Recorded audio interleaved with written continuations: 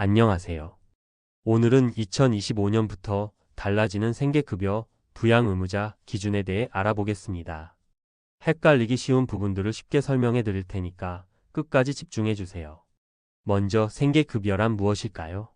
생계급여는 경제적으로 어려운 가구에 최소한의 생활을 보장하기 위해 정부에서 지급하는 지원금입니다.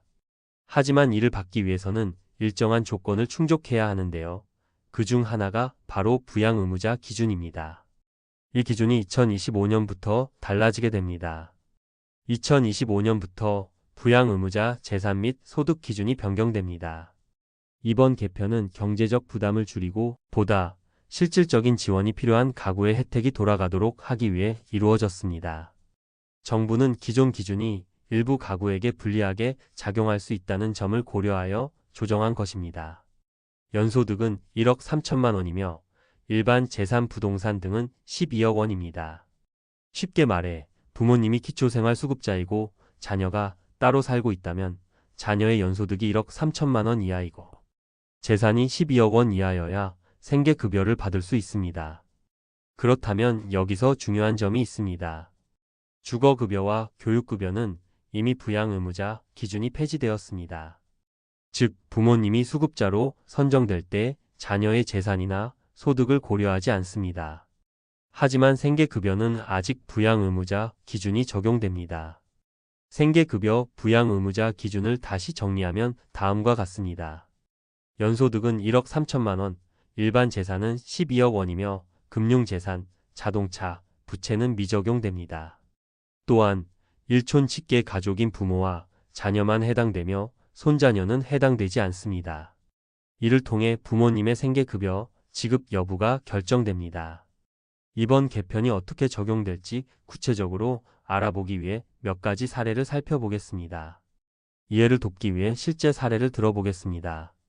사례 1. 김씨 58세는 건강이 좋지 않아 일을 할 수 없는 상황입니다.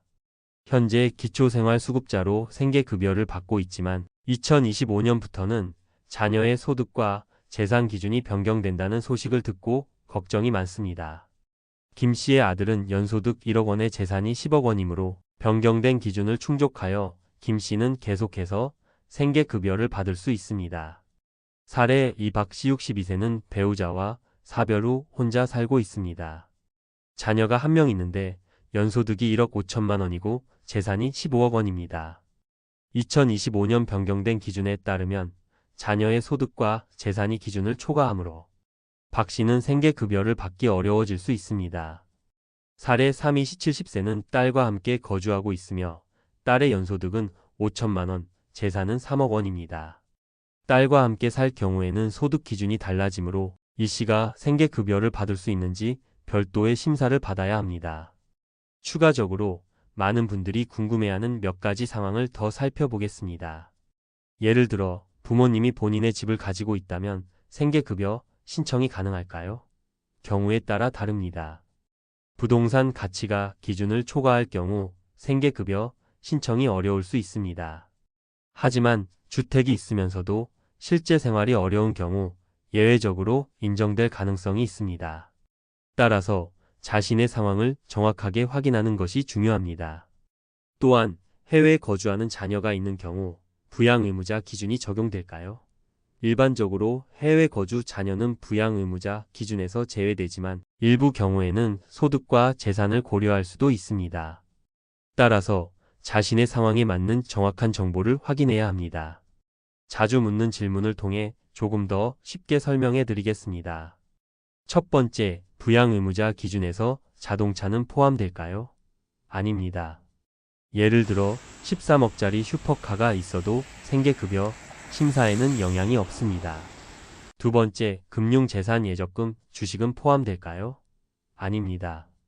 금융재산이 100억이 있어도 생계급여 심사에서 제외됩니다. 세 번째, 부채는 재산에서 차감될까요? 아닙니다. 예를 들어 공시가격 13억짜리 집을 사기 위해 10억을 대출받았다고 해도 13억 전체가 재산으로 간주됩니다. 또 한 가지 중요한 점은 자녀가 부모님과 함께 거주하는 경우입니다. 함께 거주하는 경우의 장점은 부모님의 생활을 더 가까이에서 돌볼 수 있으며 생활비를 절약할 수 있다는 점입니다. 하지만 단점으로는 부모님의 생계급여 심사 기준이 다르게 적용되어 따로 거주하는 것보다 지원을 받기가 어려울 수 있다는 점이 있습니다.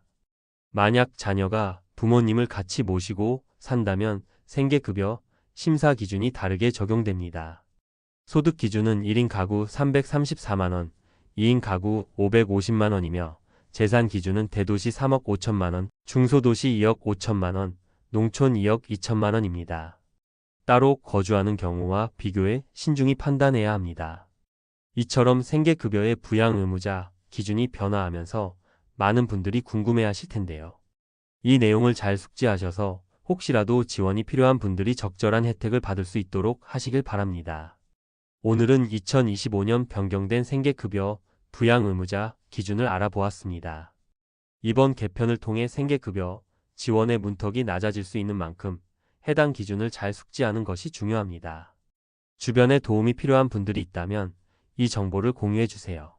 앞으로도 유익한 정보를 지속적으로 제공해 드리겠습니다.